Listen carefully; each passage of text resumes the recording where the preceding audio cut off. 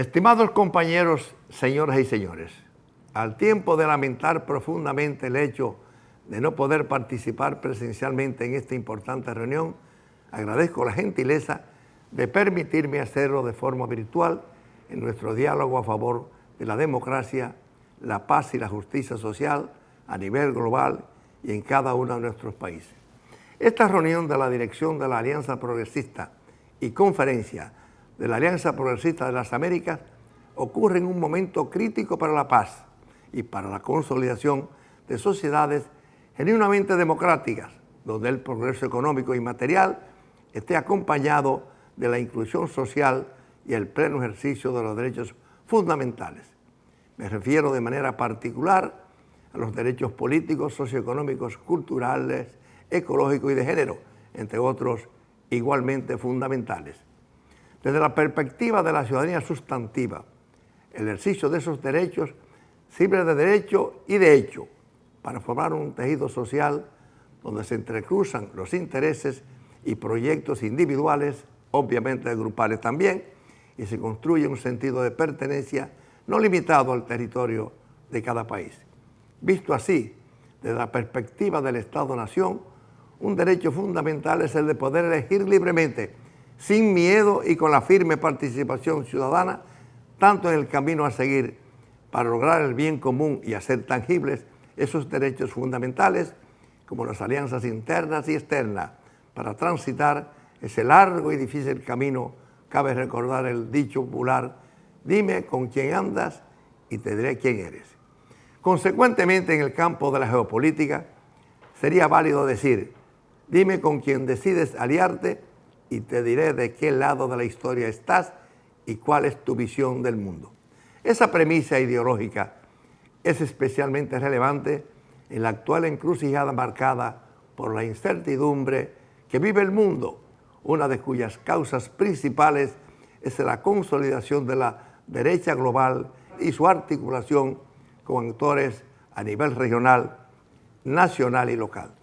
En consecuencia, como resultado de acontecimientos de larga duración, ocurridos antes y después de la Segunda Guerra Mundial, en los años recientes, hemos sido testigos de la profunda y acelerada transformación del mapa geológico e ideológico que muchos asumían como inalterable. Las palabras y el lenguaje han sido centrales en la demarcación de ese mapa, así en términos como la derecha y de izquierda, incluidos sus ultras en ambas direcciones ideológicas, han servido para calificar lo que se entiende por ciudadanía democrática y libertad en términos ideológicos. Después de todo, ser de derecha o de izquierda define una visión del mundo, sin entenderme más allá de ese análisis. En cambio, antes de referirme a las manifestaciones más sobresalientes de la presente encrucijada y el crecimiento de la ultraderecha en nuestros países, quiero hacer una reflexión que considero pertinente y provechosa para el diálogo franco.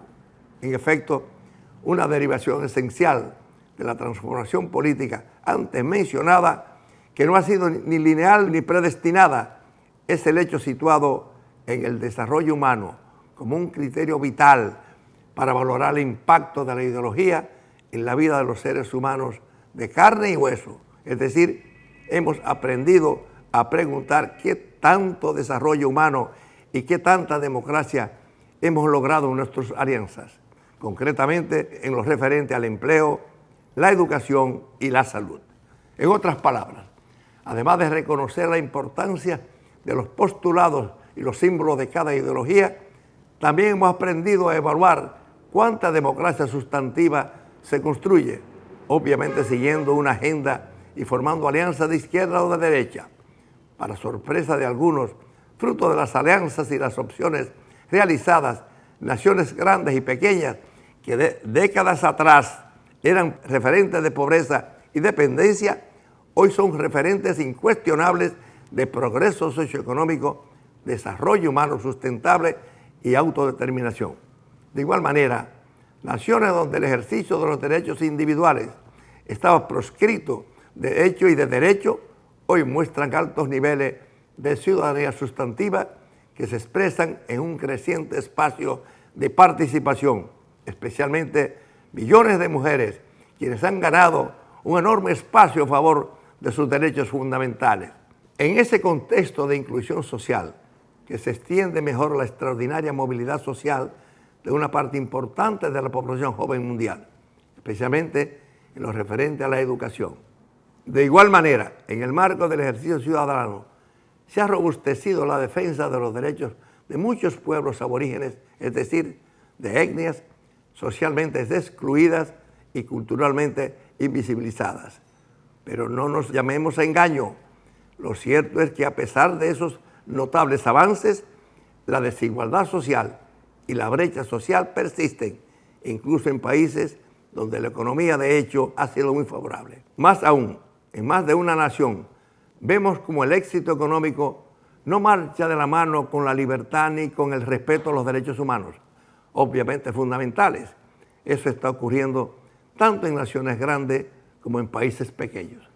Es justamente para superar esas desigualdades que tiene sentido ético la formación de alianzas entre naciones y entre los diferentes actores sociales dentro de cada nación. En los hechos, nuestra alianza progresista se situará a la izquierda o a la derecha de la historia a partir de las decisiones que obviamente tomemos para superar esas desigualdades en la encrucijada que todos vivimos. Permíteme ahora resumir las manifestaciones más sobresalientes del contexto donde se consolida el discurso de la ultraderecha en términos políticos e ideológicos. En primer lugar, existe una amenaza real al pluralismo y al multilateralismo. Hoy, indicios claros de que naciones poderosas están decididas a imponer una agenda extremista, polarizada, que se resume en la idea de que el que no está conmigo está contra mí.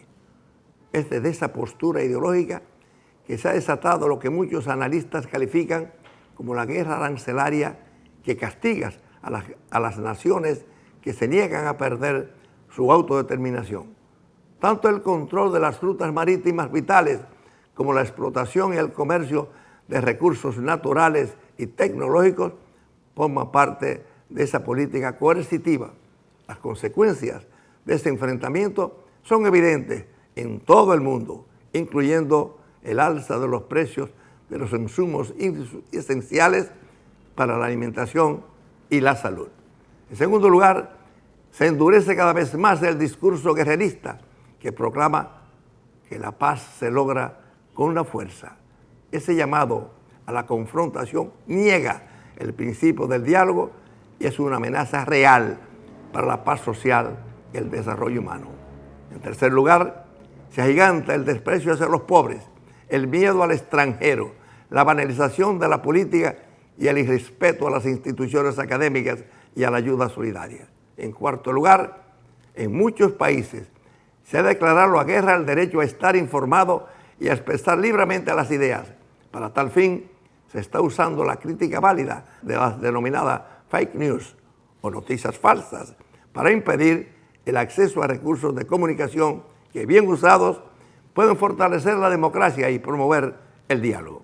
Finalmente, estamos presenciando un distanciamiento al principio ético de la superación de las inequidades. Es una condición necesaria para construir la democracia activa, fortalecer la cohesión social y el sustento a la paz. Es justamente la posición que tengamos frente a esos procesos que nos situará a la izquierda o a la derecha de la vida y la historia. Los pueblos están dando señales de que no están dispuestos a renunciar al diálogo y a construir una democracia con todos los demás. En efecto, mientras comenzamos hoy, vemos a los jóvenes de la lejana Nepal, la llamada generación Z, lanzarse a las calles con inesperada violencia para defender su derecho a utilizar sin censura las redes sociales y otros dispositivos de comunicación. Tan contundente ha sido ese movimiento social, obviamente, que logró un cambio de gobierno y puso a una mujer al frente de esa lejana nación. A su vez, en Europa, viejo continente, los cambios a nivel político están derritiendo los cimientos de la larga tradición libertaria que tiene en la Revolución Francesa su ícono más duradero. Y aquí, más cerca de nosotros, hace poco, vimos que los habitantes de Buenos Aires usaron el derecho al voto para expresar pacíficamente su contundente rechazo al discurso de la ultraderecha. Amigos todos, soy un ferviente creyente en el diálogo y en la pluralidad. Mi país, la República Dominicana, está aún lejos de ser una democracia sustantiva que garantice todos los derechos fundamentales a sus ciudadanos. Pero sí hemos aprendido a dialogar de manera franca y a distanciarnos de los extremismos y de la intolerancia. En los hechos, como nación, hemos dicho no a la ultraderecha. Por eso me siento orgulloso de ser dominicano y de apoyar firmemente nuestra alianza progresista que se ha situado al lado correcto de la historia. Muchas gracias a todos y todas.